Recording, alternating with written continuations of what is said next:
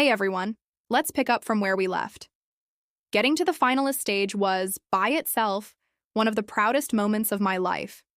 I had poured my heart and soul into that application, crafting every sentence and dreaming about what life at Oxford would be like. The finalist weekend was this intense mix of social events and the final interview. You're surrounded by some of the most brilliant, inspiring people you'll ever meet. It's both intimidating and incredibly motivating.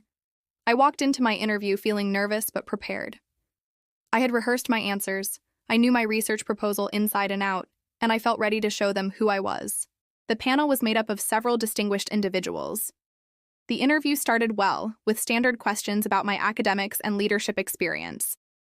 But then, one interviewer zeroed in on my proposed course of study. I had chosen a pretty demanding combination of two master's programs.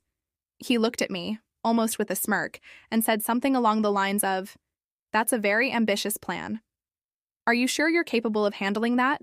It seems a bit too difficult." In that moment, my confidence just shattered. It wasn't the question itself, but the tone. It felt less like a genuine inquiry and more like a dismissal, as if he had already decided I wasn't up to the task. I tried my best to defend my choice, explaining my academic record and my passion for the subjects, but the damage was done.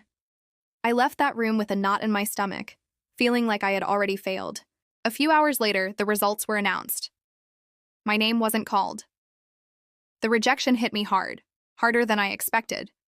For weeks, that interviewer's words echoed in my head. I started to doubt myself, thinking, maybe he was right. Maybe I wasn't smart enough or driven enough. It was a really tough period of self-doubt. But here's the thing about rejection. It forces you to reevaluate. It forces you to find a different path. Not getting the Rhodes Scholarship wasn't the end of my story. It was a painful but necessary plot twist. I learned that someone else's opinion of your capabilities doesn't define your potential. I took that feeling of disappointment and channeled it. I found other programs, other opportunities, and I pushed myself even harder. Looking back, I'm grateful for that experience. It taught me resilience. It taught me that your journey is your own, and it doesn't have to follow a specific prestigious path to be meaningful or successful. So if you're facing a major rejection right now, whether it's a scholarship, a job, or anything else, please know this.